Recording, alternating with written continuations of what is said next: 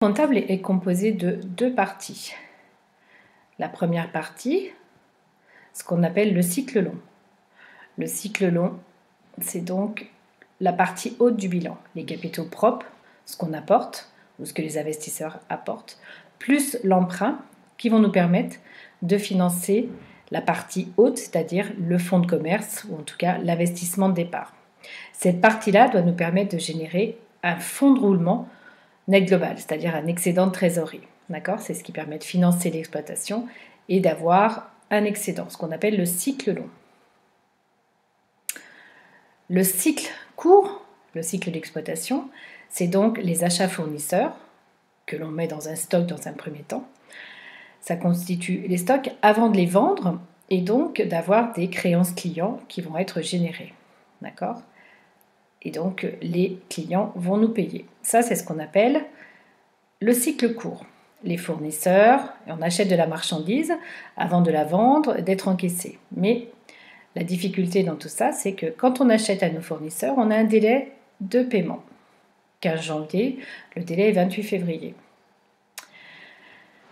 On a toujours une petite période de stockage et on vend les marchandises à nos clients avec eux aussi un délai de paiement. Quand on leur vend au 15 février, ils ont un délai, pareil, de 45 jours et donc un paiement le 30 mars. Du coup, on a sur la période du 28 février au 30 mars un besoin en fonds de roulement, puisque nous, on va décaisser avant d'encaisser l'argent.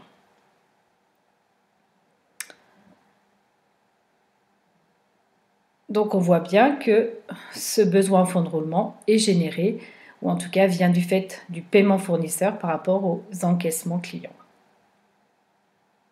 Alors là, on a deux cas de figure, c'est-à-dire que dans ce cas de figure, on a donc un fonds de roulement net global et on a un besoin en fonds de roulement qui est inférieur. Du coup, on a, ou en tout cas, on va générer une trésorerie positive, d'accord ?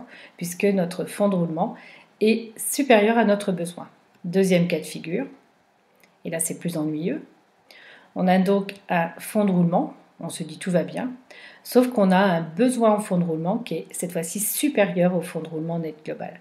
Et là, on a une situation qui n'est pas favorable, c'est-à-dire qu'on a une trésorerie négative.